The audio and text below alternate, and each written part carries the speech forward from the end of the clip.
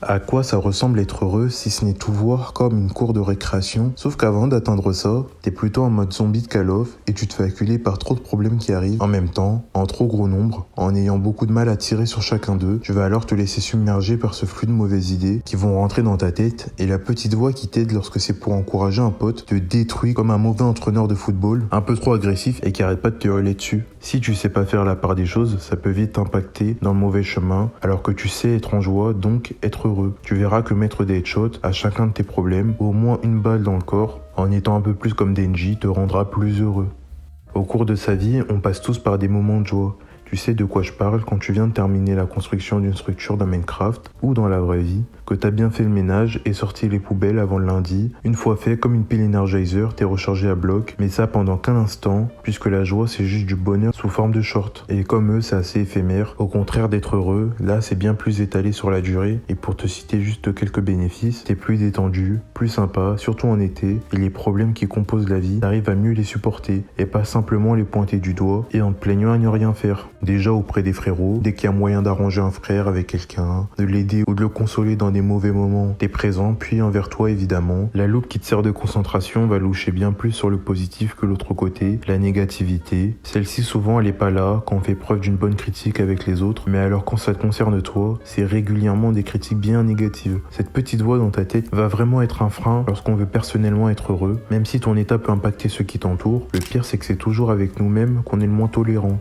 le moins facile. Genre tu viens de rentrer de voyage et là bam tu te souviens que t'as oublié un truc. Vas-y tu pourrais dire oh c'est rien, mais tu vas quand même te dire oh je suis bête, ça m'arrive tout le temps, je suis trop débile et t'es en l'air. Là tu peux amorcer un mauvais cycle qui va confirmer ce que tu crois être, avec l'oubli d'un anniv ou de course, et tu vas du coup constamment te dire que t'étais en l'air juste parce que t'as oublié un truc une fois, peut-être simplement parce qu'il y avait plus important comme ta carte d'identité ou l'ordi. C'est seulement des tours de magie de ton cerveau qui vont jouer sur ton mental et se focus que sur les mauvais aspects de ta vie, alors qu'en vrai ça t'est arrivé que quelques fois. Si tu te sens vachement concerné, au lieu de tout tourner à cet aspect négatif qui va te rendre malheureux, ce qui est une bonne chose car on peut pas tout le temps être heureux, tu peux commencer à disposer ton attention sur ce qui t'arrive de bien dans ta vie, puis cherche à maximiser les 4 hormones du bonheur. Tu vas voir c'est simple et je pense que t'en connais déjà, mais pour faire vite, il y a la dopamine, pour simplifier égale plaisir, la sérotonine égale bien-être et régulation de l'humeur, l'ocytocine, l'amour et enfonçage de serrure avec des gens, cucu-pampant t'as compris, et l'endorphine qui permet de te relaxer. Là, je vais juste en parler de deux, l'ocytocine et la dopamine, vu que ce que je vais dire après maximise déjà les deux autres. Bon, pour faire vite et simple, au mieux baise. Vraiment Ken frérot.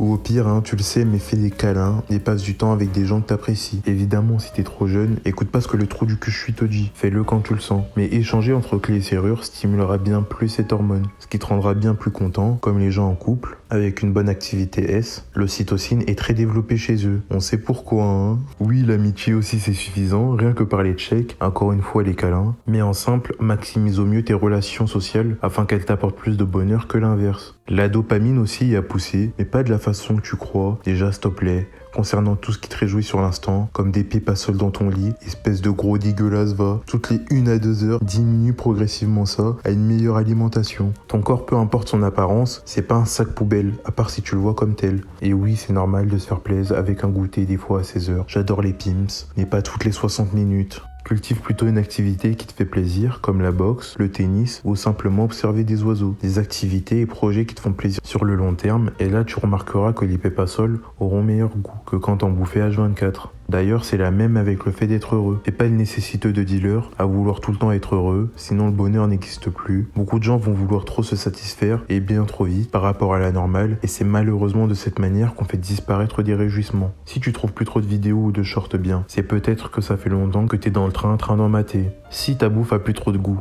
c'est sûrement car tu manges trop ou que tu cuisines mal. Réduis à la normale ton niveau pour être neutre tout simplement, avec moins de stimuli pour bien plus ressentir ce genre de moment. Ça va façonner une sorte d'imaginaire positif qui ira que dans ton sens lorsque ça ira pas et diminuera ce bruit intérieur qui arrête pas de te saouler. Être heureux, c'est l'investissement de la joie sur le long terme. Et le mot long, ça me fait penser à quelque chose de bien long et chiant, les informations, tu vas comprendre. Tu regardes souvent les infos, que ça soit sur BFM ou internet, à stresser pour un rien à cause de guerre ou de tension dans un pays ou je sais pas quoi. Sauf qu'en vrai, À quoi ça sert d'être au courant de la dernière actualité si ça nuit à ta propre personne? Tu vas juste stresser encore plus, alors pour diminuer bien plus ça, je vais être extrême, mais arrête totalement les infos et deviens ignorant. Perso, j'ai jamais regardé les infos parce que balèque, ça sert à rien. Ça ne m'est pas utile pour atteindre mes objectifs. Je saurais qu'il y a une guerre que quand j'exploserai ou qu'une bombe pètera pas loin de moi. Et je pense que pour la majorité des gens aussi, toi non plus ça t'apporte rien en vrai de vrai. Surtout si t'as pas d'impact ou de pouvoir sur la situation. En gros, être riche. Et les riches, les vrais, ceux qui se font plus de 300 000 boules de bénéfices par mois, c'est assez rare. L'ignorance est l'une des meilleures choses du monde. Si tu savais constamment ce qui se passe à cause d'une surinformation, ça te rendrait fou. Les êtres vivants sont pas faits pour être autant stimulés et savoir tout ce qui se passe. Ça rend juste malheureux en fait, surtout si t'as pas d'impact. T'es alors impuissant et inutile. C'est lorsqu'on sait rien et qu'on s'en fout qu'on est plus heureux. Tu remarqueras que tu seras plus détendu, vu que t'arrêtes de te demander quel pays va nous attaquer aujourd'hui. Ou ouais, cette tsar s'est mis avec un nouveau mec. Oh, la voix que j'ai pris, je me dégoûte. Je rigole. Tout ça à cause de mauvaises nouvelles. Et ce temps que tu gagneras à pas mater des choses grave pas utiles, tu pourrais l'utiliser comme tu veux. En passant plus de temps sur une activité, dans une asso, ou en te baladant dans la nature. Des choses qui t'emplissent. À la manière de l'attention cliché à la porte, une gratitude à l'extrême. Et pas de relativiser qui est se rendre compte de la chance qu'on a et que c'est pas le pire grâce au pire des autres. Même si ça peut aussi aider, à la place vraiment remercier l'univers de ce que t'as déjà et ce que tu es. Comme j'en parlais dans cette vidéo, limite à chaque fois que tu sors de bisouiller le sol, d'être ravi d'être en vie et en bonne santé, avec 2 bras, 2 jambes, un cerveau, et tout ça fonctionnel. T'es tellement dans l'expérience de la vie que tu oublies le miracle d'exister, c'est fou quand même. Alors que c'est incroyable de simplement être là.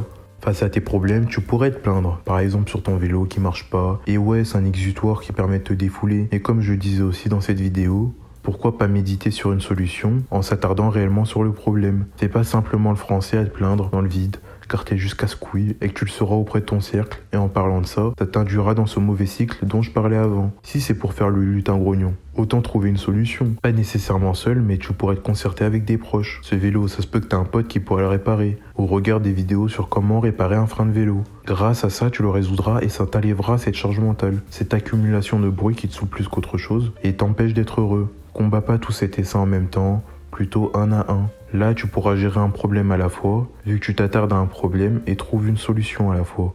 Là, normalement, t'es déjà bien plus content et pleinement satisfait de toi-même, sauf qu'il manque un petit truc, être cool, détendu mon todo. Ok, je sais que ça sonne bêtement comme ça, mais tu vas voir.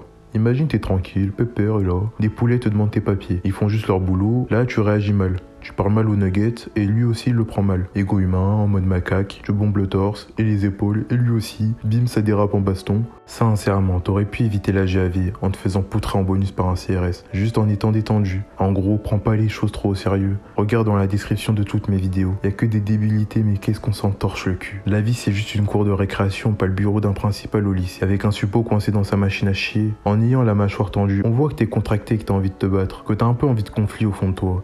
T'as pas l'air amical, alors que t'as jamais remarqué que c'est lorsque t'es détendu que t'as moins de problèmes, d'altercations avec les autres. Être détendu, ça te protège d'une certaine manière des conflits extérieurs qui pourraient envahir tes moments de tranquillité. Alors relax, te prends pas au sérieux, amuse-toi de tout, descends tes épaules, desserre ta machine à bouffer, arrête de contracter tes muscles quand tu marches, mains dans les poches ou dehors et voilà. Parle calmement et cherche pas la bagarre, sois cool.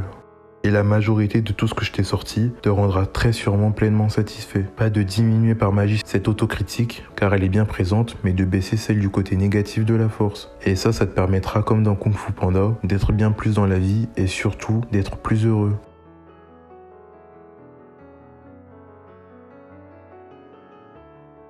Si ça t'a plu, on speedrun les 10 000 abonnés avant le 1er janvier, alors je t'invite à les rejoindre. Et si tu veux des milliers d'abonnés en moins de 2 mois et détruire l'algo sa mère, prends YouTube Star, il est à moins 60% et qu'à 14,80 balles. Seulement en ce moment, en plus c'est la dernière semaine, après ça augmente. C'est le premier lien en description, on y est vraiment gagnant tous les deux.